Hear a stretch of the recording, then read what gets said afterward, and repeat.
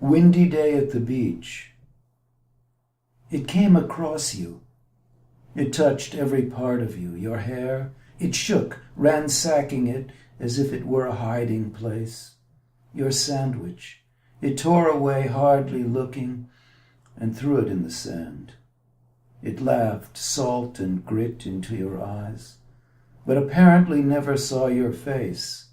It clutched and shoved and pushed, and for all its reaching, though you were very nearly naked on the beach, it never saw your beauty.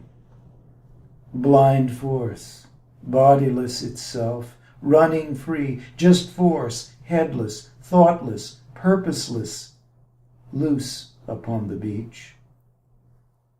How can it be? How can blindness be so strong and still miss the point so completely?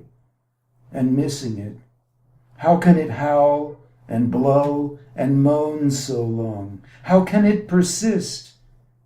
How can it, with no concept of it? How, sightless to your beauty?